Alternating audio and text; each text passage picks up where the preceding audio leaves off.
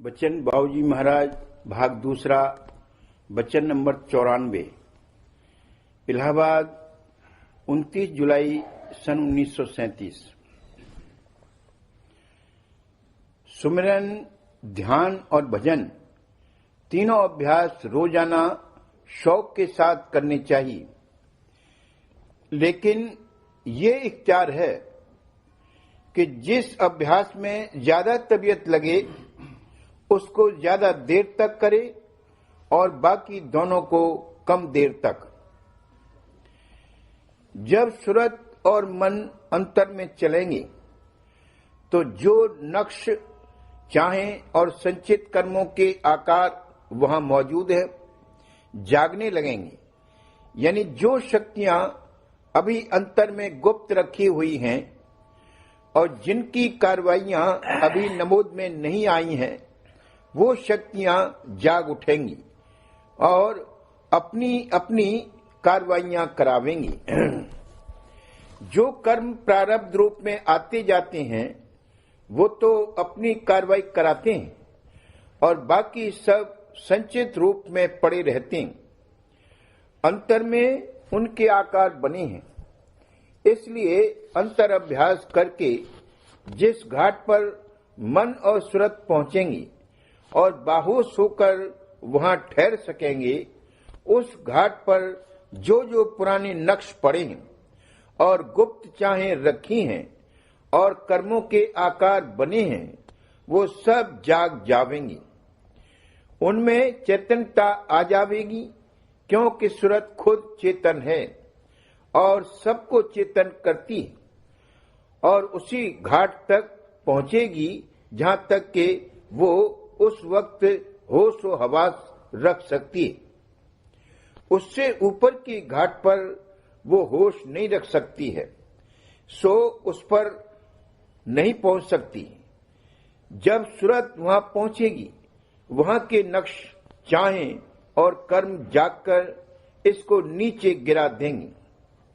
अगर वे चाहें और बंदिशें ज्यादा मजबूत न हुई और उस घाट पर इस कदर होश ज्यादा जाग गए होंगे कि ये वहां ठहर सके, तो उन धक्कों और झकोलों को सह सकेगा और नीचे नहीं गिरेगा, वरना नीचे गिर जाएगा और उनके असर की कार्रवाई करने लगेगा।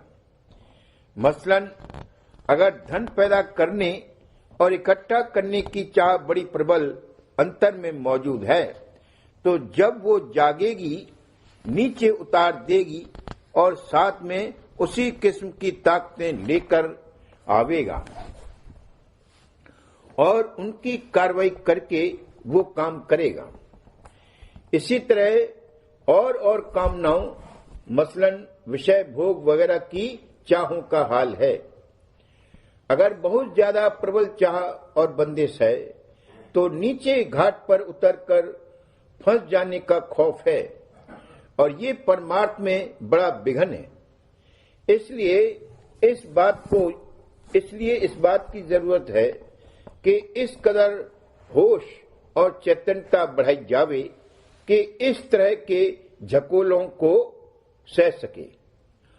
होश बढ़ाने के लिए सुमिरन, ध्यान और भजन है। शब्द बिल्कुल निरपक्ष और साक्षी होकर देखने वाला है। इसके अभ्यास के लिए संसार से तीव्र वैराग और शब्द में गहरी प्रीत होनी चाहिए। अगर मन में किसी किस्म की चाहें दबी हुई हैं, तो शब्द के सन्मुख होते ही वो प्रकट हो जावेंगी। भजन से ध्यान किसी कदर सहल है, लेकिन रूप में गहरा प्यार, श्रद्धा और भाव न होगा तो कभी ध्यान में न रूप इसको खींचेगा और न ये खींचेगा। नतीजे के लिहाज से भजन और ध्यान दोनों एक ही है। ध्यान में गुरु स्वरूप प्रकट होकर इसको खींचकर शब्द में ले जाएगा, क्योंकि ये स्वरूप और उसका निज रूप शब्द स्वरूप दोनों एक हैं। इस सब रूप का असली रूप शब्द ही है। गुरु स्वरूप में गहरी प्रीत तब होगी जबकि संसार की प्रीतें चाहें और बंदिशें ढीली और कमजोर होंगी। भजन और ध्यान के मुकाबले में नाम का सुमरन ज्यादा सहल है और सब कोई कर सकते हैं। उस कदर श्रद्धा और भाव न होने पर भी सुमरन बन सकता है। अपने लिए फायदेमंद ख्याल करके और फर्ज व धर्म समझकर सुमरन से किसी हद तक मुस्तफीद हो सकते हैं। सुमरन में उस कदर भाव, श्रद्धा, विश्वास और प्रीत की जरूरत नहीं, लेकिन नाम में प्रीत जरूर होनी चाहिए। वो उसके कम होने पर भी काम चल सकता है। तीनों अभ्यासों यानी भजन, ध्यान और सुमरन में से जिसमें ज्यादा मन लगे उसे ज्यादा करे और बाकी को कम करे। इसका तो सबको इख्तियार है, मगर करने सब अभ्यास चाहिए और सुमरन जितना बन सके ज्यादा और जोर देकर करना चाहिए। नाम की रगड़ और सैकल से मन शुद्ध होकर सब चाहें और बंदिशें कट जावेंगी। नाम के सुमरन के प्रताप से रूप में प्यार आवेगा और ध्यान व भजन भी बनने लगेंगे। सुमिरन से नाम गुरु के तू गमगीन न हो कभी, मालिक का प्यार आवे जो प्यार नाम का। सुमरन से ही बैराग भी पैदा हो जावेगा। वैसे सुमरन बनने के लिए शुरू में किसी कदर बैराग और शौक व उमंग का होना जरूरी है। अगर शौक होगा तो चित्त एकाग्र होकर सुमरन में लग सकेगा और उससे लाभ होगा, चाहे वो थोड़ी ही देर के लिए बने।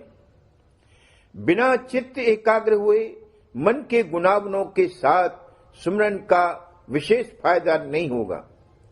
इसलिए ये जरूरी है कि मन की चाहों को दुरुस्त और कम किया जावे, ताकि वक्त सुमरन के गुनावन रूप होकर और उनके ख्यालात सामने आकर न सतावें और विघन न करें। इसके लिए व्यवहार को संभालना पड़ेगा। कोई चाह रूप होकर न उठे, क्योंकि चाह रूप में कोई चाह उठेगी तो उसको पूरा करने के लिए जरूर कार्रवाई करेगा और ज्यादा बंदिश होगी।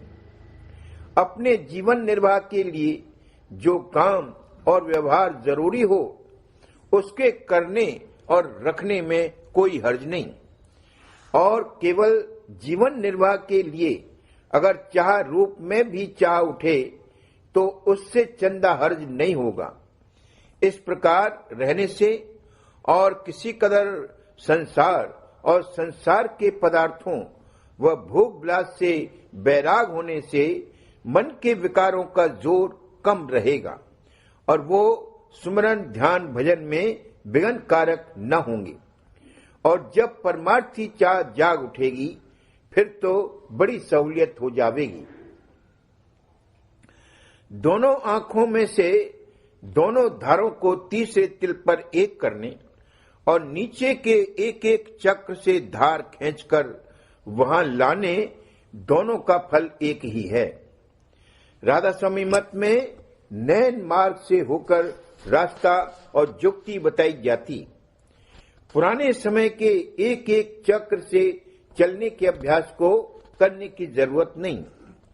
नैन मार्ग का अभ्यास बहुत ज्यादा सहल, सुहेला और निर्विघ्न है, लेकिन अगर मन के विकारों का जोर बहुत हो और बहुत विघ्न करते हों तो उनका जोर कम करने के लिए नीचे के चक्रों से भी सुमरन किया जा सकता है, जिसकी विधि ये है कि नाभि या हृदय चक्र से रा की धुन उठाकर सहजदल कमल या त्रिकुटी में मी खत्म किया जाता है। अगर जरूरत हो तो इस तरह से भी सुमरन कर सकते हैं, मगर इस एहतियात के साथ कि नाम की धुन पिंड के परे सहजदल कमल या त्रिकुटी में खत्म हो। संत मत का ऐसा कोई अभ्यास नहीं है जो पिंड में ही शुरू किया जाए और पिंड में ही खत्म हो जाए। अगर मन के विकारों का जोर हल्का करने के लिए सुमरन के वक्त नाम की धुन पिंड में उठाई जाती है तो खत्म ब्रह्मांड में ही की जाती। अगर पिंड में खत्म हो जाए तो फायदा नहीं होगा बल्कि नुकसान होगा, तरक्की बंद हो जाएगी। पिंड में ही नाम की धुन खत्म करने से नीचे के चक्रों की ताकतें टूटेंगी और उसका असर शरीर पर पड़ेगा। बहुत ज्यादा जोर देने से कोई बीमारी हो सकती। इस तरह से सुमरन करने वाले को दमा या खांसी या सख्त कब्ज या इसी तरह की कोई बीमारी हो जाया करती। हर शख्स को अपनी अपनी हालत की जांच और परख करके काम करना चाहिए।